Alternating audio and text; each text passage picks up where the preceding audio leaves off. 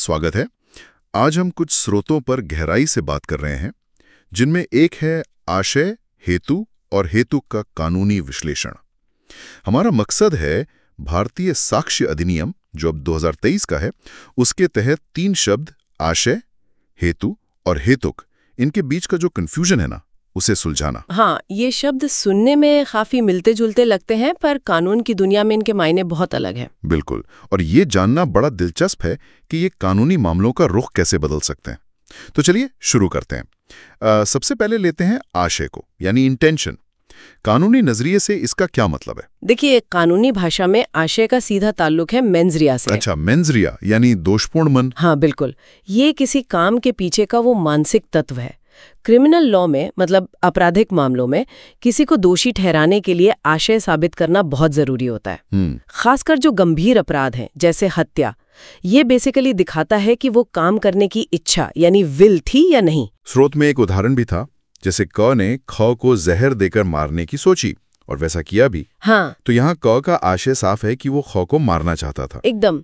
ये सीधा आशय, डायरेक्ट इंटेंशन का क्लासिक उदाहरण है। पर यहाँ एक सवाल है, क्या सिर्फ ये जानना कि मेरे काम से ये नतीजा निकल सकता है, वो भी आशय माना जाएगा, या उस नतीजे को चाहना जरूरी है? ये बहुत अच्छा सवाल है। आमतौर पर कानून में आशय का मतलब उस नतीजे को चाहना ही होता है। अच्छा। लेकिन हाँ, कुछ हालात ऐसे होते हैं जहां अगर किसी को पता है कि उसके एक्शन से कोई नतीजा निकलना लगभग तय है, चाहे वो इसे चाहता ना भी हो, तब भी उसे आशय मान लिया जाता है। उसे परोक्ष आशय कहते हैं। दिलचस्प है ये तो। अच्छा, अब आते हैं हेतु पर, यानी मोटिव। ये वो वजह है जिसके लिए कोई काम किया जाता है, मतलब क्यों? हाँ, क्यों? स्रोत कहता है कि ये अपराध साबित करने के लिए जरूरी नहीं है, तो फिर इसकी बात क्यों होती है? अधिनियम में पहले वाले 1872 एक्ट की धारा 8 में था, और नए 2023 वाले में भी मिलते जुलते प्रावधान है। हेतु को प्रासंगिक, मतलब रेलेवेंट्स माना गया है। अच्छा, रेलेवेंट है। हाँ, ये अदालत को केस समझने में मदद करता है कि भाई अभियुक्त ने ऐसा क्यों किया होगा, उसके पीछे की कहानी क्या है। ये कड़ियां जोड़ने में काम आता है। तो मतलब ये सीधे जुर्म साबित नहीं करता, पर पूरी तस्वीर साफ करने में मदद करता है। जैसे वो उदाहरण था, क ने ख को मारा उसकी जायदाद के लिए। बिल्कुल। यहाँ मारने का आशय था, पर हेतु था पैसा या जायदाद पाना। सही। पर क्या असलियत में, मतलब कोर्ट में, अक्सर हेतु को आशय के सबूत की तरह नहीं देखा जाता, भले टेक्निकली जरूरी ना हो? आपने बिल्कुल सही नस पकड़ी है। प्रैक्टिकल बात यही है। अगर कोई मजबूत हेतु सामने आता है, जैसे बदला, लालच, तो वो अक्सर प्रोसिक्यूशन के केस को मजबूती देता है और कहीं ना कहीं वो आशय की तरफ इशारा भी करता है। हालांकि जजों को ये ध्यान रखना होता है कि सिर्फ हेतु होने से कोई दोषी नहीं हो जाता और हेतु न होने से कोई बरी नहीं हो जाता। आशय का सबूत अलग से चाहिए ही होता है। समझ गया। चलिए अब तीसरे शब्द पर आते हैं, हेतु यानी कॉज। ये क्या है और ये आशय और हेतु से कैसे अलग है?